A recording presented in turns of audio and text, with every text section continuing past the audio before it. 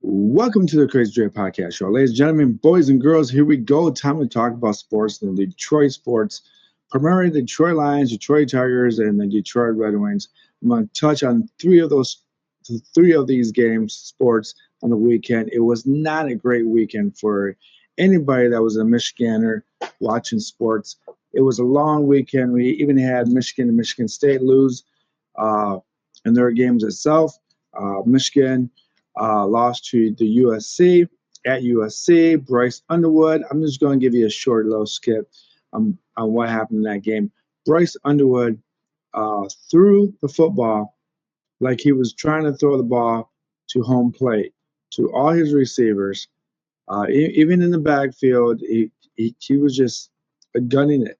And I just think that the inexperience that Bryce Underwood has, it's going to take a while, but I mean, how do you take your time and how do you pay someone $12 million?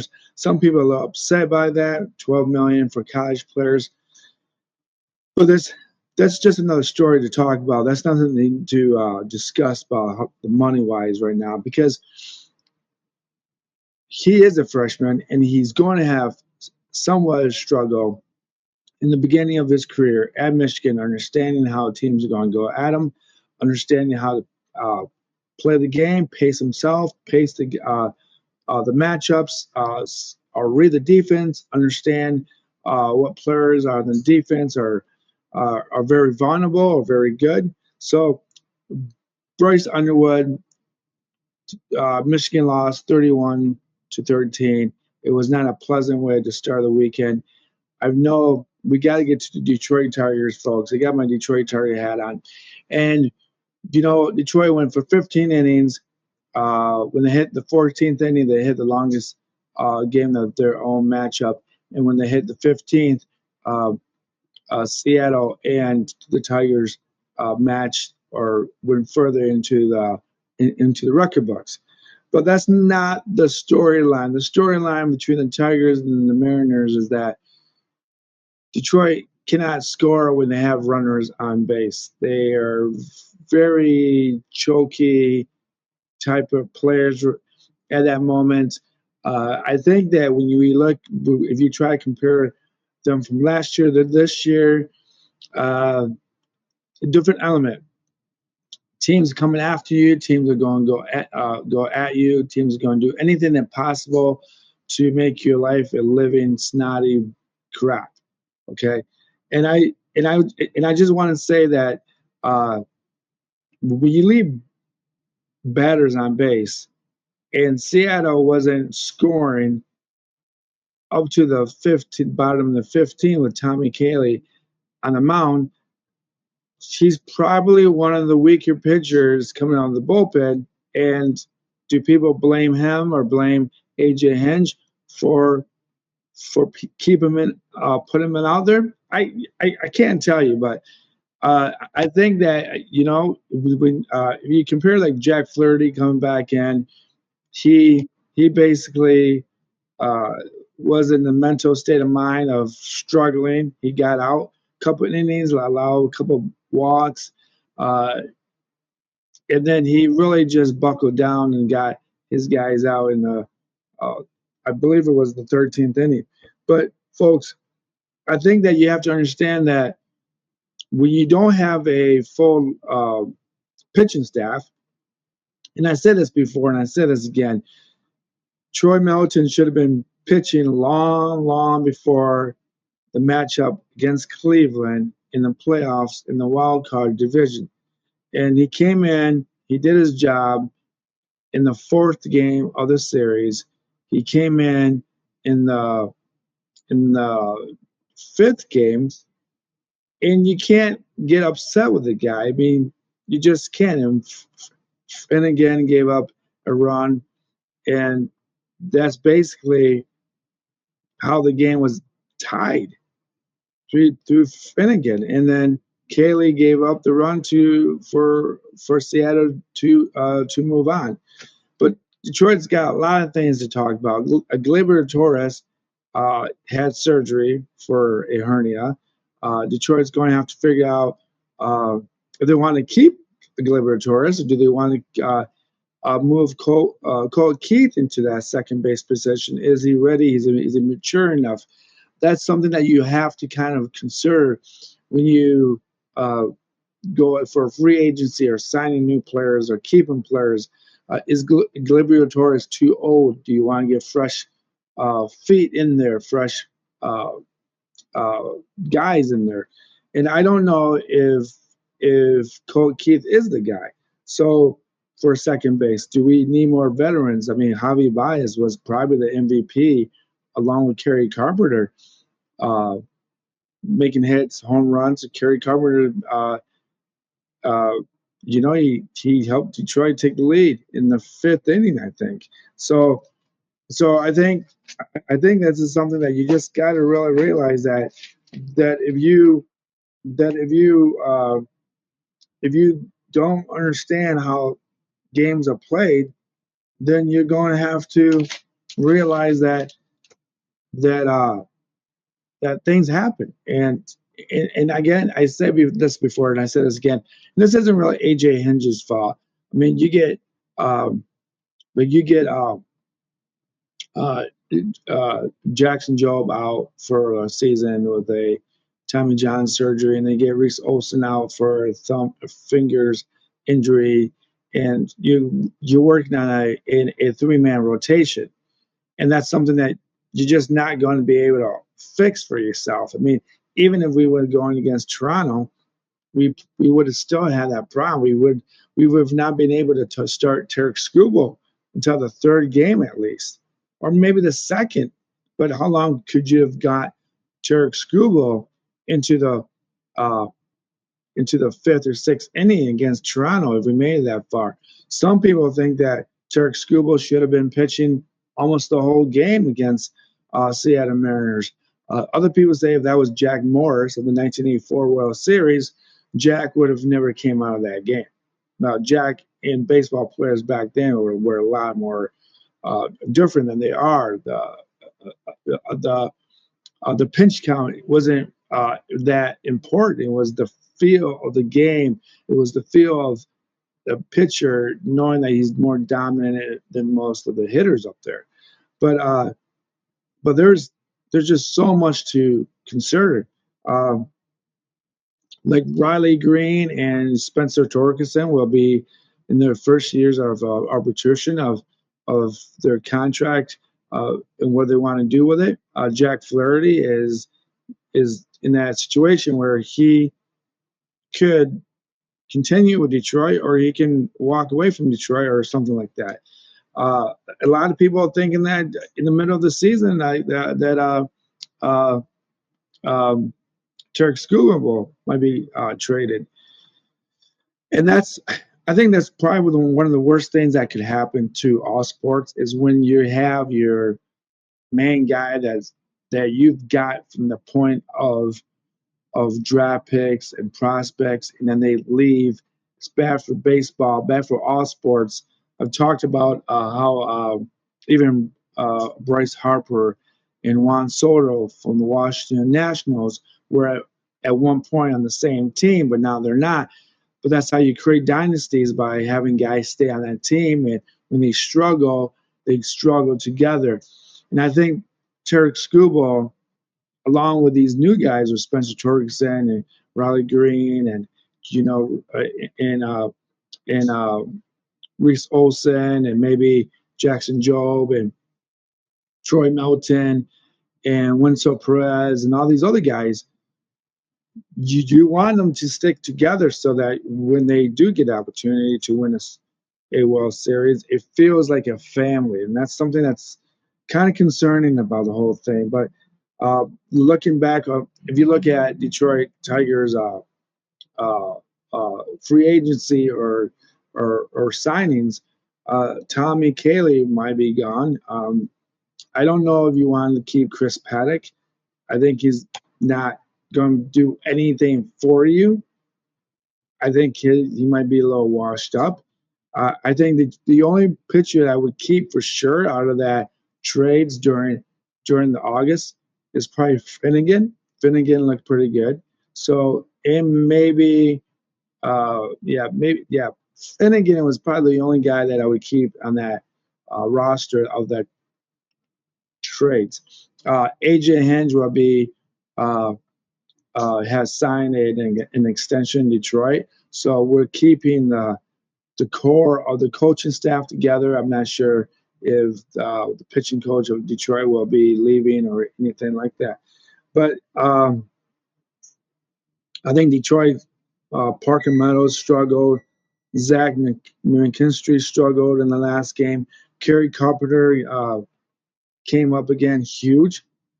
So that's something that Kerry Carpenter and Baez again. I think they should be the MVP of the Tigers uh, in the playoffs. You can't ask too much out of Tarek Skubal, but then let's just move on. Let's go from Detroit Tigers to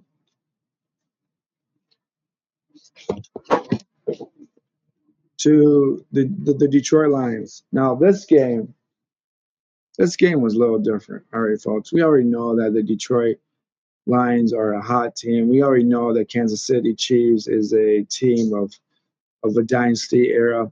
We know that Kansas City wasn't going to lay down to Detroit because Detroit was the team that everyone wants to win. I will say this, folks. I think Detroit did everything that they wanted to do. I think their execution in that game was very a little off key, especially with St. Brown dropping a couple passes. There, unfortunately, illegal motion by Jared Goff when Montgomery was the quarterback in the red zone on the 2 or 3 yard line. And Jared Goff made a great recovery in catching the football to score the touchdown, but that was called back. So, because of illegal motion. So, little things like that kind of made Detroit's life not so great. And I think that, when you have um, that little bits and pieces of the execution not working for you, that can work against you. Now, I will say that when Detroit got Kansas City into a second and long uh, situation, Kansas City made up the difference on on on third down, and then it became 3rd down and 1 and 3rd down and 3, and it was very manageable for Kansas City to get a first down. Now there was a particular play uh, for Kansas City of Travis Kelsey where the referees gave him the first down, and they gave him the first down because he actually did not catch the football. So, and a lot of people out there, when I talk to them, they they want to ask, um, they really want to ask Dan Campbell, what happened? Where is this? Why didn't you throw the red flag? I mean, he didn't catch it. The ball clearly hit the ground, and that's something that's not very well. Again, time management or managing the game is he just had a brain fart. So, and of course, going into the end of the game, and I'm bouncing everywhere. Going towards the end of the game on 4th and 1, with a little bit over 2 minutes left in the game, you have a 2-minute warning, and Detroit decides on 4th and 1 to throw the ball to St. Brown. St. Brown drops it. Detroit could have ran the ball for a first down, and the clock would have stopped for the 2-minute warning. That just basically killed the spot for Detroit. Andy Reid adjusted the first half to the second half.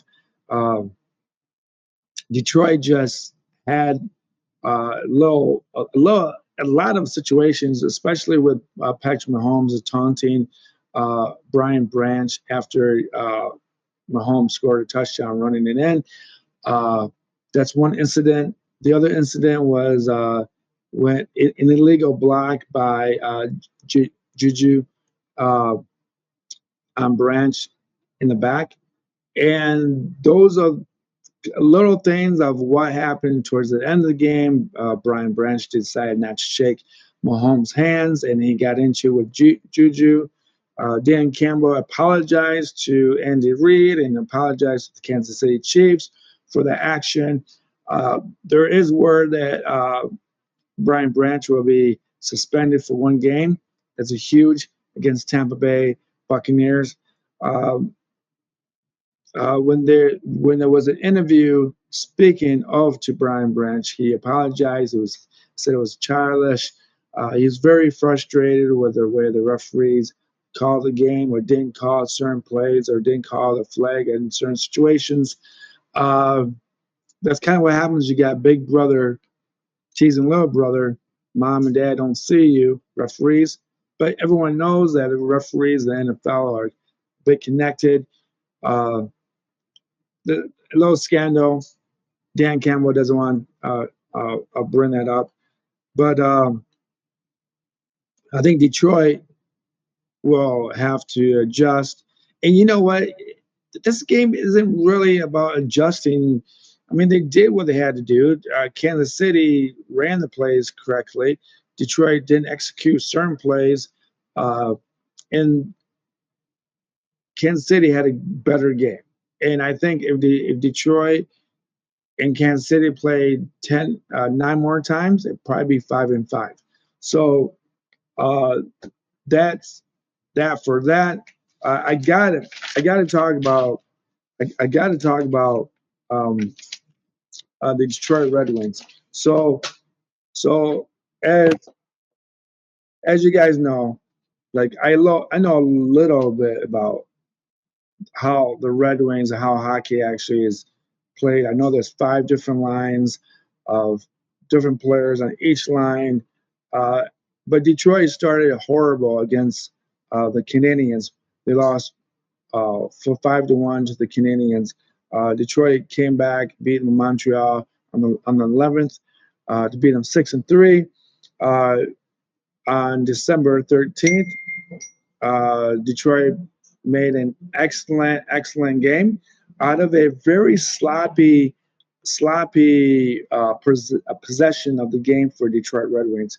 Uh, uh, the uh, the Maple Leafs had 40 shots on goal. Probably shouldn't say 40 shots on goal, but for 40 shots at the goalie.